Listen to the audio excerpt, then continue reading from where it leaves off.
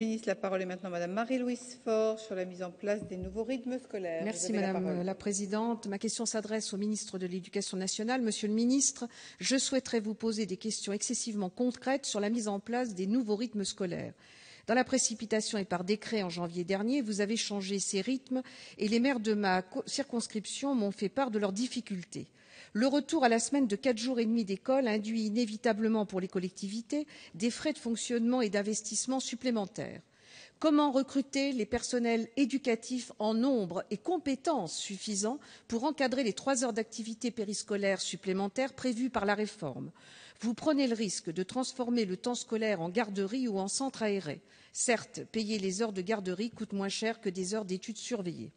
Les enseignants, très sollicités par les communes pour participer à ces activités, seront-ils rémunérés en tant que tels ou en tant qu'animateurs? Le salaire, vous le savez, n'est pas le même et leur formation les prépare à enseigner, mais pas forcément à animer. Comment trouver des locaux et organiser l'encadrement des élèves en évaluant le bien fondé et la pertinence des activités proposées aux enfants? Beaucoup d'écoles de musique ou de danse contractées pour animer le temps périscolaire sont peu enclines à y participer car les créneaux horaires sont trop courts, 3/4 d'heure, et les locaux souvent inadaptés. Vous ne pourrez éviter les disparités qui ne manqueront pas d'apparaître, même avec la meilleure volonté du monde, entre les grandes villes dotées de moyens importants et les petites communes de nos campagnes. Enfin, pour les élèves, plus de devoirs, donc plus d'études surveillées.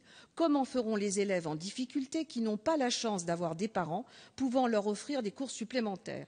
C'est ce que j'appelle l'école à 2 vitesses. Vous avez rêvé, Monsieur le ministre, d'un bel idéal qui se frotte aujourd'hui à la réalité. Le financement de cette réforme va peser lourdement sur les comptes des communes. Vous allez me répondre que vous avez octroyé une aide financière à celles qui ont choisi d'appliquer les nouveaux rythmes scolaires dès la rentrée 2013. Elle est déjà insuffisante, mais qu'en sera-t-il pour la rentrée 2014? Je vous remercie. Merci Madame. Monsieur le ministre de l'Éducation nationale, vous avez la parole. Madame la députée, ce matin à 11 heures, l'OCDE faisait part de ses observations sur l'évaluation de notre système scolaire et ses recommandations. Il rappelait concernant la question des rythmes que nous sommes le seul pays du monde à être à 4 jours, que c'est extrêmement difficile pour nos enfants, que nous-mêmes d'ailleurs nous ne l'étions pas, et il y a 4 ans encore nous étions à 4 jours et demi. Il insiste d'ailleurs, et le ministre que je suis va prendre ça en considération, car ce qui m'intéresse, c'est l'intérêt général et l'intérêt des élèves, que 4 jours et demi, ça n'est pas beaucoup, et que la moyenne des pays de l'OCDE, c'est 5 jours. Notre pays a un choix à faire. Est-ce qu'il veut la réussite de ses enfants, de ses élèves? Est-ce qu'il veut une priorité à sa jeunesse? Nous avons le problème, vous le savez évidemment, des décrocheurs. Nous avons ces 150 000 élèves. Nous avons un taux de chômage des jeunes qui est à 25%, c'est inacceptable pour une démocratie comme la nôtre, et nous avons des résultats scolaires, vous l'aurez encore avec les résultats PISA dans quelques mois, qui sont en profonde dégradation. Nous savons tous, y compris les membres de votre groupe parlementaire, que cela va supposer un effort de la nation et un effort des adultes, pas des enfants. On s'est déjà beaucoup appuyé sur eux et on a fait des arbitrages qui n'étaient pas en leur faveur.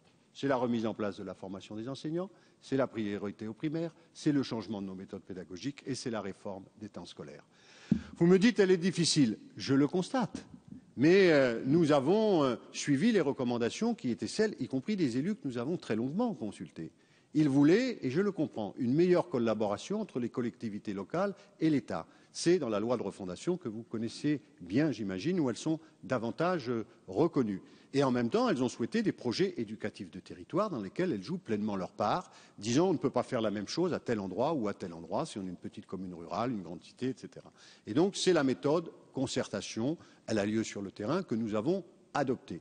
Le président de la République a compris que les uns et les autres ne pouvaient pas accomplir une aussi grande réforme en 1 an. Une année de plus a été laissée aux collectivités locales et aux projets éducatifs de la communauté éducative pour arriver à faire que notre pays, à la rentrée 2014, offre 4 jours et demi de classe aux élèves. C'est bien un minimum et il faut que ce soit à la fois un meilleur temps scolaire, c'est la responsabilité du ministre de l'Éducation nationale, les changements des pédagogies, la formation des maîtres, et en même temps un meilleur temps périscolaire. Les inégalités, vous savez, elles ne sont pas créées par cette réforme, elles préexistaient, simplement vous les voyez plus, car en réalité il n'y avait que 30% d'enfants accueillis le mercredi matin. Là il y aura 100%.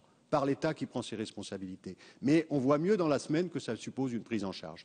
C'est la première fois de ce point de vue-là, Madame la députée, je vous demande d'y être attentif, que des moyens ont été donnés pour le périscolaire, qui sont des moyens d'État et qui sont ciblés sur les zones les plus en difficulté, une nouvelle fois, les communes éligibles à la DSU et à la DSR. Nous avons eu, vous l'avez vu hier dans une dépêche de l'AEF, enfin la réponse de la Caisse d'allocation familiale. C'est plus de 150 € par élève dans les zones en difficulté. Beaucoup de collègues maires ou élus locaux dans ces zones en difficulté voient qu'ils ont là des moyens pour organiser un périscolaire de qualité qu'ils n'avaient pas jusque-là.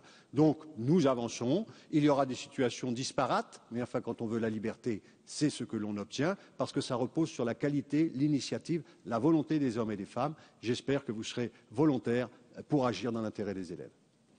Merci. Vous avez 17 secondes. Oh ben, ça va aller très vite. Bon, merci de votre réponse, Monsieur le Ministre, qui vous a permis de redonner toute la bonne volonté qui est la vôtre. Simplement, je constate avec mon collègue qui m'a rejoint à côté que dans notre département, c'est tout de même, comme beaucoup partout ailleurs, la pagaille, et je le regrette profondément. Merci. Merci, Madame Faure.